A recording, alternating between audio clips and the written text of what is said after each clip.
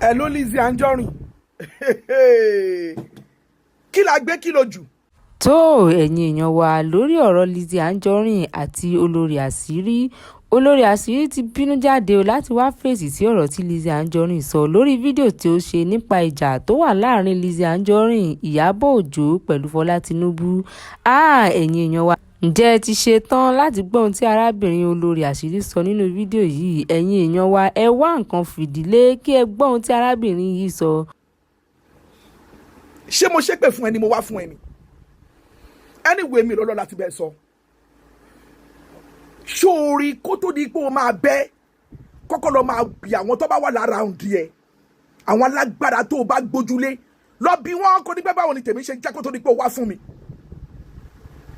Gbogbo èpè tó ṣẹ́ mi ní láti máa sọ fún ẹ pé o ti forí ara ẹ gbé. Wàhálà òòrùn ni jíjàǹtò. Tó bá ti ń bá wọn kan fà tipẹ́tipẹ́. Tádà ni wá yóò jẹ́ kó ṣẹ̀sín. Ọmọ ìyá mi máa wá fún mi o. Èmi ò ní bẹ́ẹ̀ ṣe back and forth. Ọ̀rọ̀ tí mo wá sọ yìí mo kàn jẹ́ kó máa yí ẹ ní pé tó bá dárí sọ mí, ogun ọ̀run á dárí sọ ẹ́. Mo fọ́ o. Mi ò bẹ́ẹ̀ ṣe fracas o. Mo kàn fẹ́ kó mọ̀ ní pé fracas wà, spiritual fracas wà. Ṣé bọ́ọ̀lù máa ń padà bí promax? Àdàbí tó bá yẹ pé mi ò wá fún peace nìkan ló kù.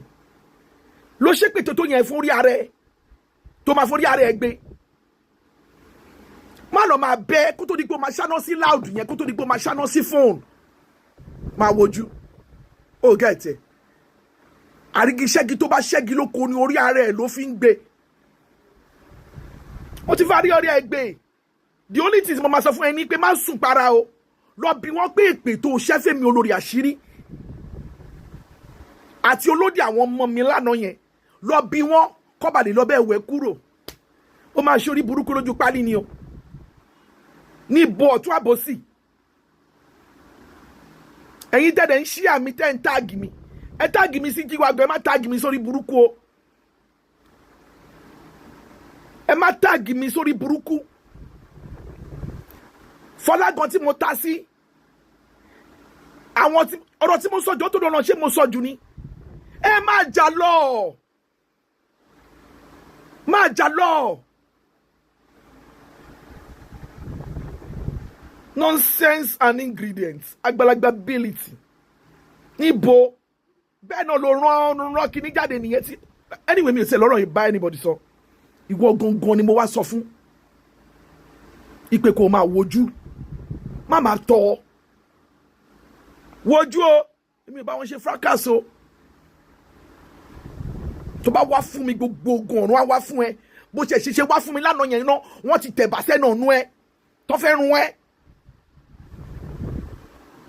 I demand an apology. What have I said that was wrong? You sick of something?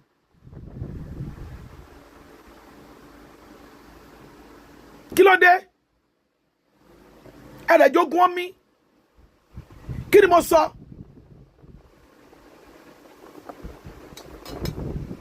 Èmi wá bẹ́ẹ̀ jà ọmọ kan máa jẹ́ kó yí ẹni o. Tó bá fura o.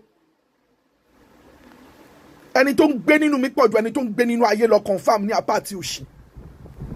Níbo? Rádaràda.